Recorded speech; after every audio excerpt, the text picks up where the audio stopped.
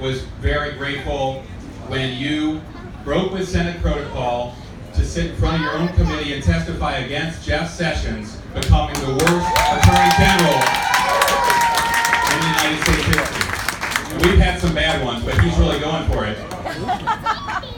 And now history shows how right he was, now that Jeff Sessions is busy breaking up families and keeping kids in detention. So, thank you for everything you're doing. Thank you for being here for Ben. We're not going to win this without a great Democratic nominee like Ben Jealous. Somebody who's going to inspire the voters, and now to inspire all of you, please give a big, warm, passionate, enthusiastic welcome to Senator Cory Booker. Hello, everybody! All right, I am so excited to be here today. See a lot of incredible friends out here, people I've known for a little bit, some new friends as well. I'm psyched to see Will Jawando here. Shake the head a little closer, my brother. It's a secret of great winning, but I wish you best in your race. But I just want to say that I am here not for the folks that are already here. I'm really here because I need to get some folks energized. This is a campaign that's getting a lot of people excited, not just in Maryland, but across the country. But in these next few days, we really need to understand that every one of us has an obligation to try to get folks out to vote early. Now, I don't need to sing the praises of our candidates. This is an amazing ticket, and I tell you right now, Ben is somebody that inspires me. He's somebody that's my brother. He's somebody that you can tell a lot about him, not because of what he did this week or last month or last year. His whole life has been organized around service. His whole life has been organized about fighting for justice. He's one of the people that knows that justice is what love looks like in public.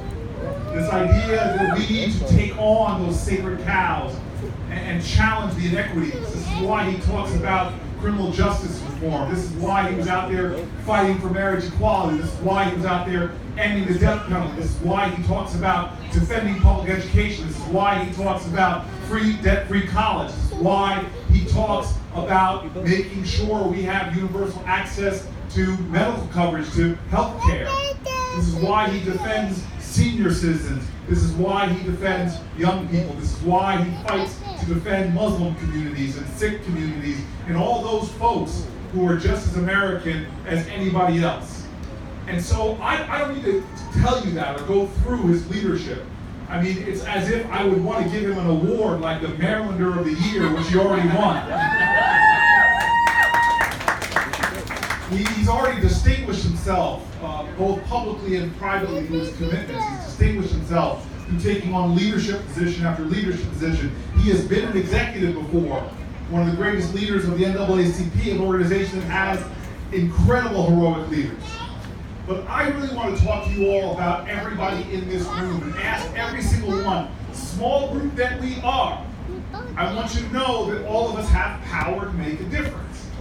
And I've seen this now traveling around the country campaigning for other friends of mine. I've seen what a small group of people can do. I was down in Atlanta where we had a Democrat on the ticket running against someone who was not. And that race came down to 700 votes. And we won that race by that close of a margin. And so that means everybody right here, this next week of early voting, everybody should think to themselves that I can do something to make a difference.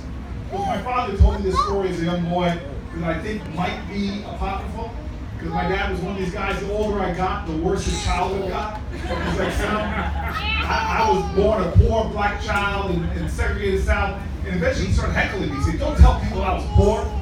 Tell them the truth. I was just poor. P.O. I couldn't afford to do the 2 letters. I was just a po' boy from North Carolina. The weather, first he said the hail was the size of golf balls, but as I grew older, every sports balls were represented, from like baseball, some there were beach balls coming down. Then he went through the cars, it was the Cadillacs were falling from the sky. And my father, he tells us one story about sitting in a classroom where this teacher comes in, he's a little boy in school, and the teacher says, class, first day of school, I want to teach you all about self-esteem.